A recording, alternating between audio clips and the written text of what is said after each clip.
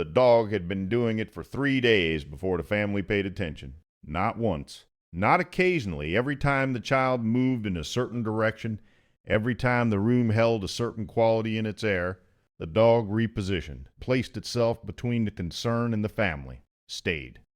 3 days of this before anyone looked closely. The first day, attributed to curiosity, new household rhythms, the dog adjusting the ordinary disruption that animals experience when family arrangements change. The second day, attributed to protective instinct. Dogs were protective of children. Everyone said so. The behavior was noted, smiled at, and set aside. The third day, the father sat down and watched. He watched for 40 minutes.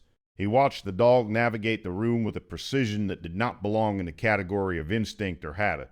He watched what the dog was paying attention to, and what it was paying attention to was specific and consistent and directed. He called the pediatrician, described the dog's behavior, the doctor said. Not the child's behavior first, the dog's. He described it, the positioning, the attention, the 3 days of returning to the same location with the same focus. And the child, the doctor said. Any changes in the past 72 hours, he thought? He described what he had not connected until this moment. The slight change in energy, the feeding that was a little off, the sleep that was a fraction longer than usual. Come in this morning, the doctor said. The diagnosis was sago palm plant toxic to baby caught early. Very early, the doctor said. The kind of early that changed outcomes significantly. How did you know to come in? She asked. He described the dog again. The 3 days, the 40 minutes of watching. She looked at the dog sitting in the waiting room through the window. They detect sago palm plant toxic to baby through changes in scent chemistry, she said. Changes that present before any human-readable symptom. The behavior you're describing is consistent with what researchers have documented in alert animals. He drove home, thinking about 3 days, about the 2 days of explanations that had not been wrong exactly, just incomplete. About the third day when he had finally stopped explaining and started watching. About the 40 minutes, all it had taken was 40 minutes of actual attention. The dog was at the door when he pulled in. He sat down on the front step. The dog came and pressed against him. You knew on the first day, he said. The dog was warm and quiet beside him. I should have listened on the first day.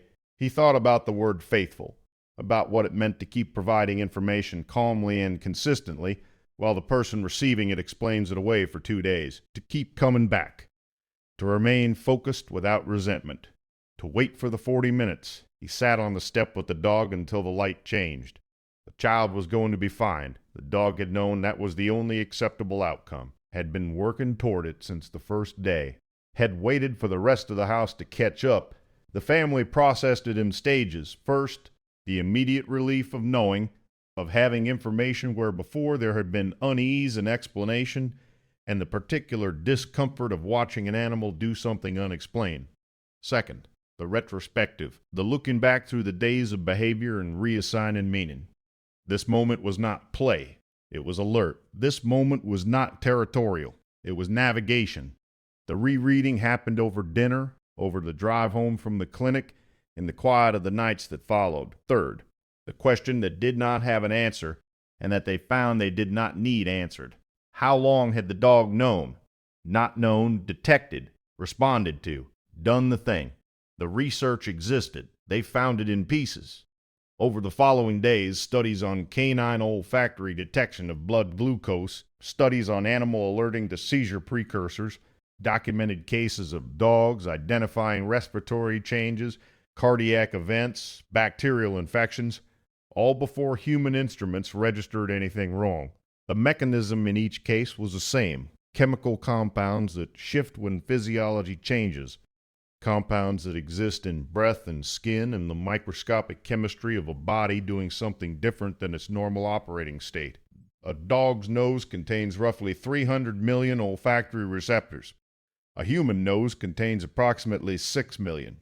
The math was simple. The implication was less simple. It meant the dog had been living in a version of their home that was richer in information than the version they occupied, had been reading in real time a chemical record of everyone in the house, had been tracking changes in that record the way a careful person tracks changes in a patient's chart, had flagged the change, had acted on the flagon, had kept acting until someone paid attention. The father sat in the kitchen one evening the week after. The dog was asleep in his usual place. The house was quiet. He thought about the word alert, about what it meant when applied to an animal rather than an instrument. Instruments beeped, lights came on, numbers changed on screens. This had been different. This had been a living thing making a decision about what the information required and then executing the decision daily, without acknowledgement, without the guarantee that anyone would ever understand what it was doing. Just doing it, just staying at the post. He looked at the dog sleeping.